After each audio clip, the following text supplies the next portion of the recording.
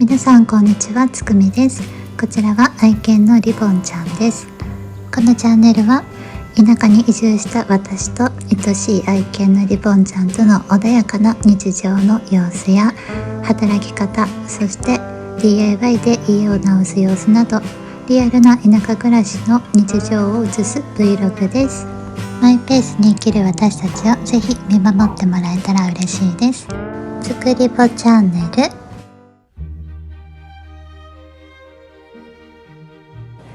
おはようございます。私が起きるといつも私が寝ていた場所で寝始めるリボンちゃん。この枕がお気に入りなようです。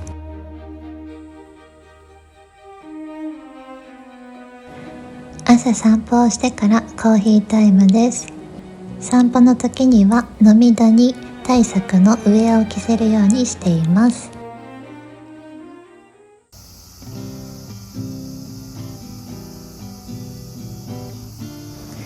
そしてこの日は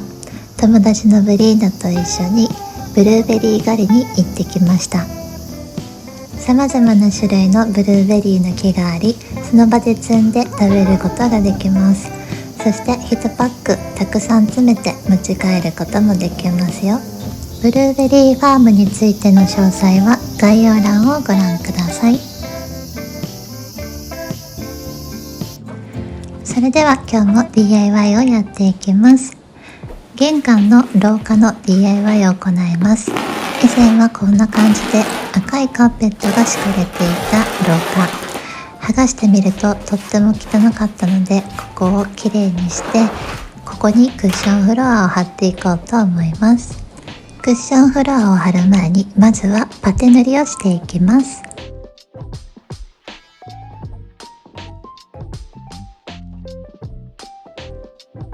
絨毯などを剥がして、そして床をきれいに掃除した後でボコボコしている部分や穴が開いている部分、段差ができてしまう部分をすべてパテを塗っていきます。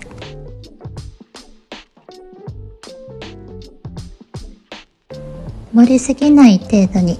でもへこまないように少なすぎない程度に塗っていくのですが、この加減が少し難しい。パテ塗り楽しいんですけど、私は得意とは言えない気がします。とにかくざっと塗ってしまってから後で調整することにしました。パテを塗っていてなぜだかケーキを思い出すのは私だけでしょうか。ホールケーキに生クリームを塗っているあの感覚を少し思い出します。毎年夏になると甘いものは一切食べたくなくなるんですが、今年は夏になっても甘いものが食べたい欲が収まらなかったです。毎年夏になると痩せて冬になると太るというサイクルを繰り返してきたのですが、今年は夏でもあんまり痩せることもなく、このままいくと冬に太るだけの良くない感じになってしまいそうです。皆さんは夏の間運動などされていますか？どうしても暑くて外に出たくなくなるので、私は全然運動ができていません。唯一している運動といえば愛犬ちゃんのお散歩ぐらいです。パテ塗りが終わったので乾いてからクッションフロアを貼っていきます。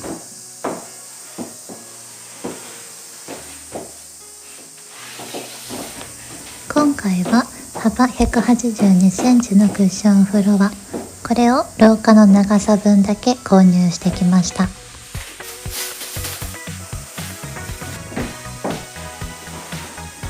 リビングにはエアコンをつけているのですが、リボンちゃんが出てこないように扉を閉めて作業をしています。なのでこの廊下は猛暑です。汗だくになりながらクッションフロアを広げていきます。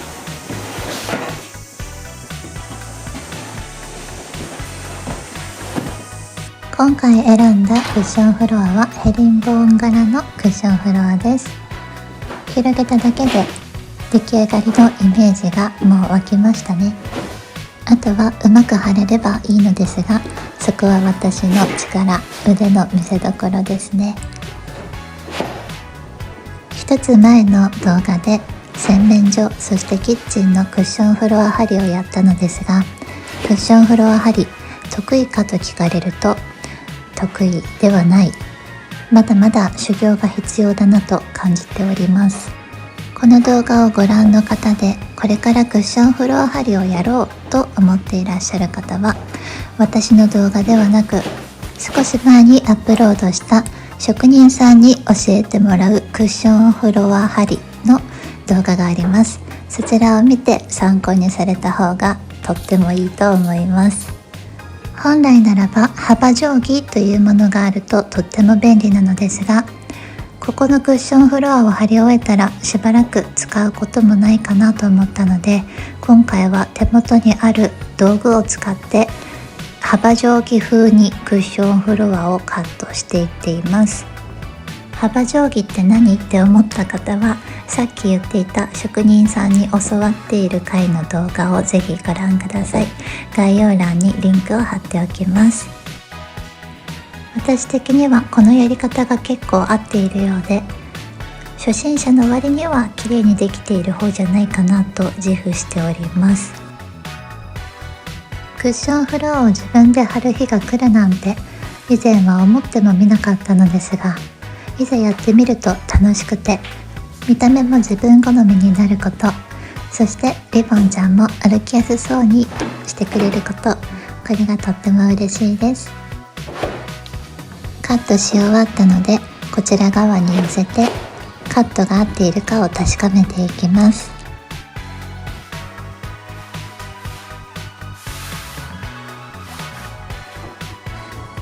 なかなかいい感じではないでしょうか。こちら側のカットは私的には合格点です。現場監督、チェックをお願いします。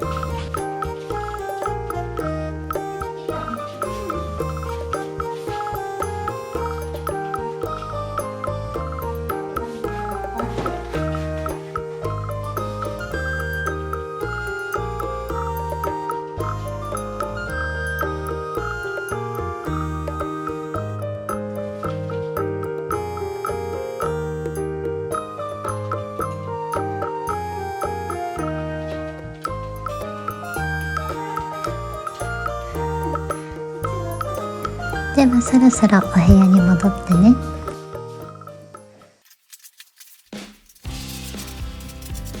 では反対側もカットしていきます。あらかじめ大きくカッターナイフで切り落としていきます。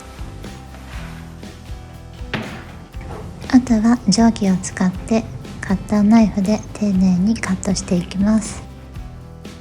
こちら側のカットは結構難しくて、こういう時に切りがあるといいんだろうなと思いながら、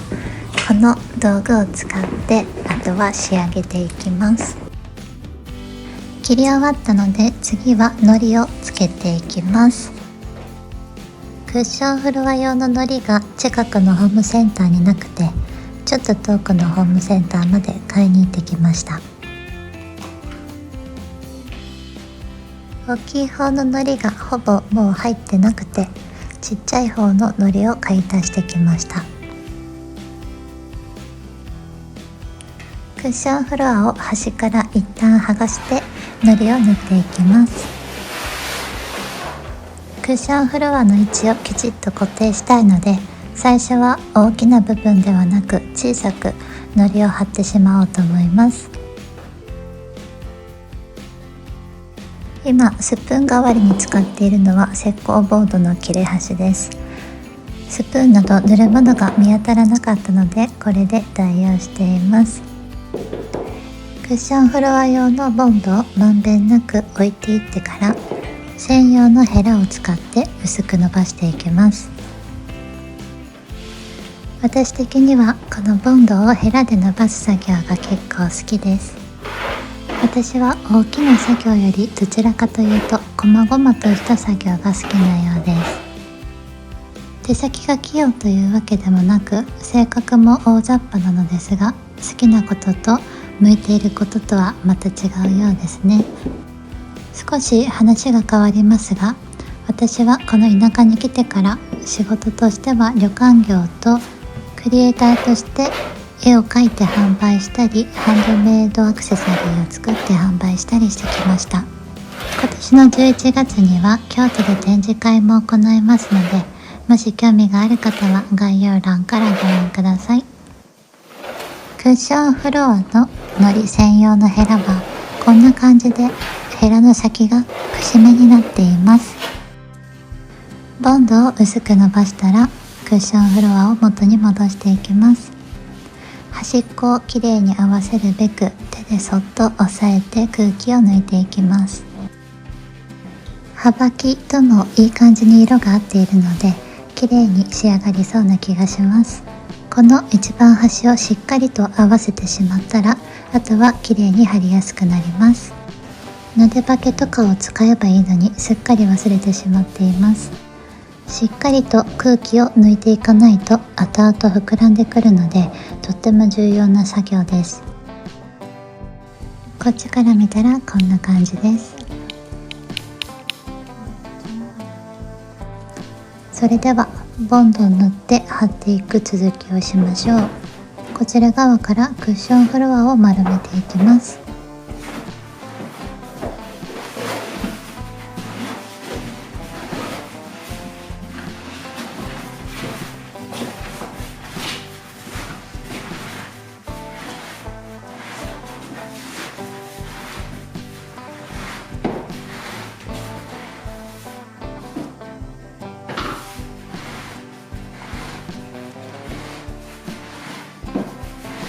ここからは幅が狭くなるので巻きにくくなります。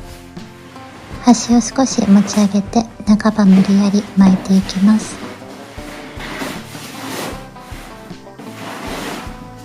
やっと端まで巻き終わりました。ここからはまたボンドをつけてくしべらで伸ばしてクッションフロアを戻していく、それを繰り返していきます。なくなりかけのボンドが意外としぶとくてまだいけそうです。古い方は新しい方に比べてちょっと黄色っぽくなってます。そしてついになくなったので小さい方のボンドも開けて使います。この廊下を貼り終えたらもう貼らないと思ったので小さいサイズのものを買いましたが、足りるのかなと少し不安になってます。クッションフロアを貼る際にはボンドが一箇所に溜まったりすることのないようにきれいに櫛で伸ばして、そしてこの櫛の隙間から出るボンドの量で十分くっつくらしいので、できる限り伸ばしまくるんですけれども、ボンドが足りなくなることが不安すぎて必要以上に伸ばそうと頑張っているところです。話は変わりますが、台風が近づいてますね。皆さんのところは大丈夫そうですか？私のところには直撃しそうな予報になってます。なので宿のお客様もキャンセルになってしまわないか、今とってもハラハラしています。どうか台風がそれてくれますように、そしてお客様が無事に来られて楽しんで泊まって帰っていかれますように。旅館業をやっているといろんなことに左右されてしまいます。例えば天気や季節、そして円安なんかも影響してきます。安定の2文字とは無縁な仕事ばかりをしているので、たまに将来のことやこのまんまで大丈夫なのかなと不安になることもあります。自分が思い描いていた人生とはだいぶ違う道を来てしまいましたが、それでも今自分のやりたいことをやれているので幸せだなとも感じています。もう我慢することなくやりたいことをやっていきよう、そう決めたので今の道に後悔はありません。この先の人生が良くなるかどうかは自分次第。今できることをただひたすら頑張ろうと思います。夏の繁忙期が過ぎて少し落ち着きました。宿のご予約はこれからは週末がほとんどになると思います。平日が結構時間ができるのでひたすら創作活動をしようと思っています。そして、冬の間どうにか生き延びられるようにクリエイターとしてもう少し収入を増やしたいと考えています。そして去年の冬の売り上げを見る限りでは、1月から3月はオフシーズンとして旅館業を休んでもいいかもしれないなと感じています。その場合はどこかに出稼ぎにでも行ってもいいかもしれません。この地域は冬になると雪が積もるので、年を取ると暮らすのは厳しいなと感じています。なので冬の間は毎年閉業休業して台湾にハンドメイドアクセサリーを売りに行ったり実家に行ったりするのもいいのかなとも思っています。とにかく今のうちに、そして冬までに冬の間を乗り切れるだけのお金を貯めておきたい。せっかく貯めておけると思ったお金もなんだかんだで物入りになって使うことが多かった今日この頃、このままでは冬を越せなくなるなと焦り始めた私は、とにかく節約生活に勤しむことにしました。とは言っても、もともとあんまり服も買わないし出かけることもしないので、お金を使ってる部分があまりありません。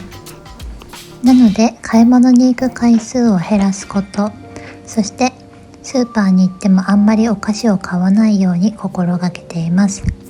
お菓子をちょっと控えることで節約、そしてダイエットにもなればいいなぁと軽く期待しています。トイレのドアの下に少し隙間があって、ここには定規を使ってクッションフロアを押し込みました。あとはこのローラーで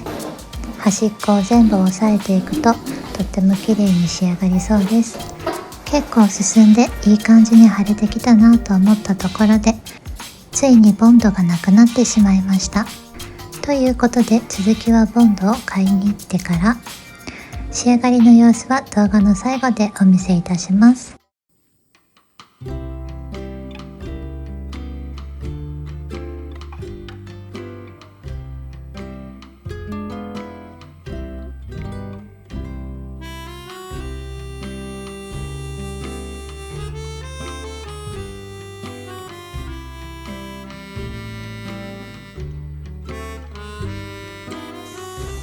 庭にできていたプチトマトはすべてお猿さんに食べられました。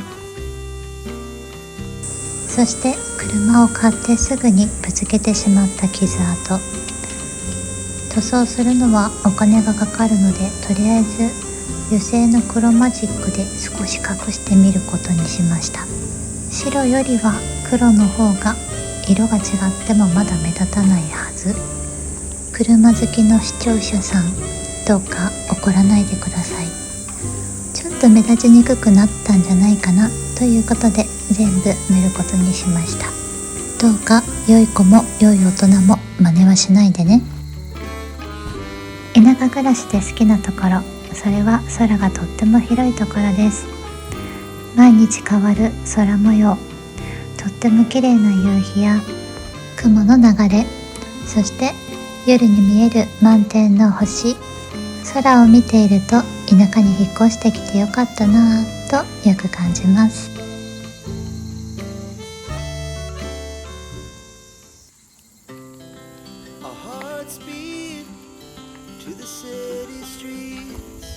ここからは愛犬のリボンちゃんと一緒に日課のお散歩です。ダニやノミがつきにくいように虫除けの服を着せています。涼しい時間帯に散歩に行くようにしているのですが、最初は意気揚々と歩くリボンちゃん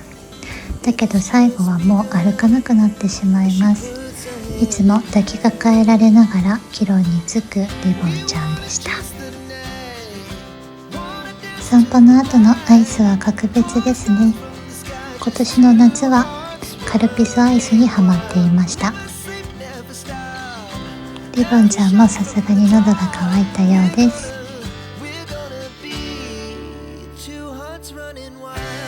それではクッションフロアの仕上がりをご覧ください。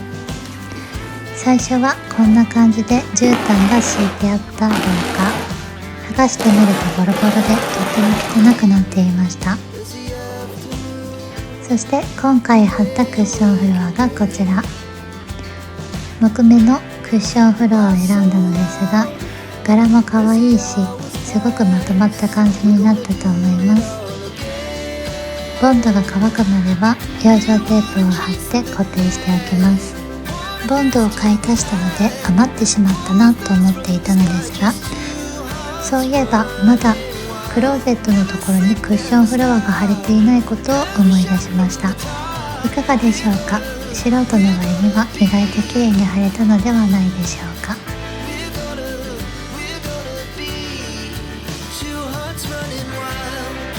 DIY も終わって友達と花火大会へ行ってきました。もう何年ぶりかもわからないぶりの花火大会。もちろん愛犬のリボンちゃんも一緒です。友達のブリーナとは仕事の時に出会って仲良くなりました。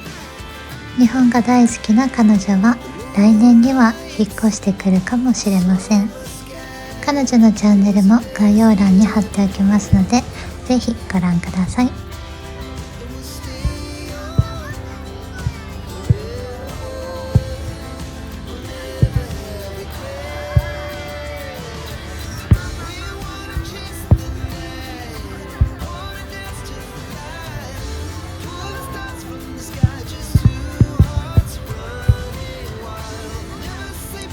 ブリーナの提案でやってきた花火大会。彼女のおかげで夏の思い出がまた一つできました。帰る途中に回転寿司によって夜ご飯を食べました。ここからは静岡・熱海で開催される展示会に向けての作品です。10月の12日、13日に開催される展示会です。詳細は概要欄からご覧ください。鉛筆で描いていってるのですが、色をつけるかまだ悩んでいるところです。出来上がりをお楽しみに。それでは最後にお知らせです。愛犬のリボンちゃんの実写版ラインスタンプ販売中です。イラストバージョンもありますので、ぜひご覧ください。そしてボイシーではラジオ放送しています。田舎暮らしのあれこれ裏側を語ってますので、ぜひ聞いてみてくださいね。最後までご視聴ありがとうございました。チャンネル登録もよろしくお願いします。